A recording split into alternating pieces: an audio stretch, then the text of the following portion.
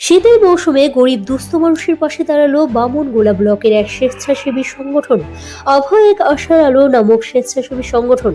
রবিবার সকালে বামনগোলা ব্লকের পাকুয়াহাট গ্রাম পঞ্চায়েত এলাকার গোবরাকুড়ি মহাশ্মশানে কম্বল ও শীতবস্ত্র বিতরণের উদ্যোগ নিলেন।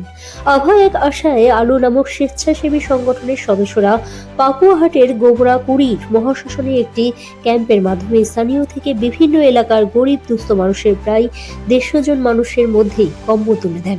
এ বিষয়ে স্বেচ্ছাসেবী সংগঠনের সদস্যও জানান, পাকুয়াহাট এলাকার গরিব দুস্থ মানুষের মধ্যে 150 জনকে কম্বল বিতরণ সহ বিভিন্ন সময়ে বিভিন্ন স্বেচ্ছাসেবী কাজও করে থাকে বলে জানিয়েছেন। নিউজ ভারত 24 হার্সের রিপোর্ট। প্রতি বছরে যে শীতকালীন শীতবস্ত্র বা শীতার্তদের কম্বল বিতরণ অনুষ্ঠান হয় এটা আমাদের বার্ষিক একটি প্রোগ্রামের অংশ।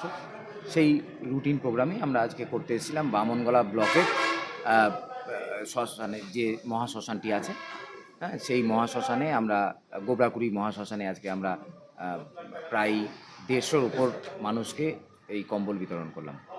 আজকে আমরা আমাদের সংস্থা আভা এ রে অফ হোপ, একটি স্বেচ্ছাসেবী সংগঠন।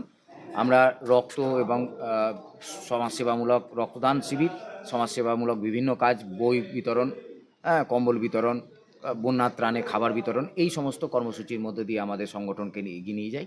এই একটি সংস্থার মাধ্যমে আমরা